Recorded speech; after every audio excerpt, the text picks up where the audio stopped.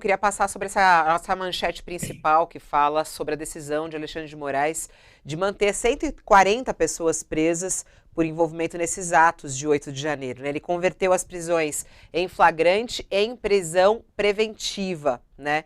E outras 60 pessoas acabaram sendo liberadas mediante a aplicação de medidas cautelares, como o uso de tornozeleira eletrônica. O gabinete de Alexandre de Moraes informou em nota que ele considerou que as condutas foram ilícitas e gravíssimas, com o intuito de, por meio de violência e grave ameaça, coagir e impedir o exercício dos poderes constitucionais constituídos. A análise de todos os casos deve ser concluída até sexta-feira. E aí até queria lhe perguntar a respeito disso, quer dizer, como é que o senhor vê essa atuação de Alexandre de Moraes e até mesmo diante do tamanho desse caso, da quantidade de pessoas envolvidas, qual a expectativa para se chegar realmente aos responsáveis, aos financiadores desses atos golpistas, deputado? Ô, Fabiola, primeiro a rapidez. Eu quero registrar a meu sentimento de solidariedade e o espírito público do papel que o ministro está tendo. Corajoso, comprometido com o funcionamento democrático das instituições, tem sido correto em todo sentido, respeitando o devido processo legal. Eu acho que ele está cumprindo um importante papel para a democracia, né? Papel de governo, para o fortalecimento e recompor a democracia brasileira. Aliás, ele é um dos ministros que foi muito agredido nesses anos todos, porque ele conduziu o processo eleitoral, não permitiu que usasse a mentira como regra para denunciar a ilegalidade das urnas eletrônicas, a segurança das urnas eletrônicas. Então, foi um ministro que, do ponto de vista da condução do processo eleitoral e do ponto de vista das apurações que estão ocorrendo, tem sido exemplar. Exemplar. Com o devido processo, libera alguns, condena outros. Eu penso que o ministro Alexandre de Moraes está sendo um ministro mais do que republicano, está sendo integral no seu mistério de julgar aqueles que praticaram esses delitos, esses crimes. Não é porque ele está prendendo ou não prendendo, ou está liberando ou não liberando. É o significado disso que ocorreu no país. O mundo. Eu vou dar um exemplo para vocês. O ministro Haddad está em Davos, no Fórum Mundial, com a ministra Marina.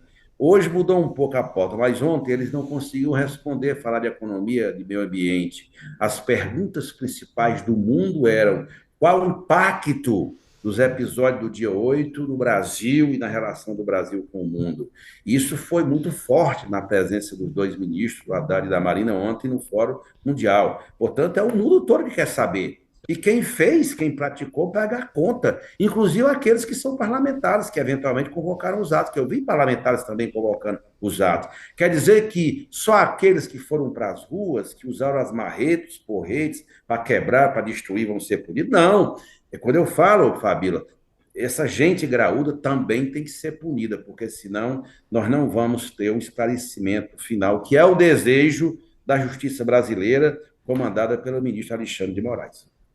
Quando Deputado, eu o lhe senhor falou aí perguntei do sobre os Haddad. militares, quando eu lhe perguntei sobre os militares, o senhor respondeu que houve algum comprometimento das forças de segurança.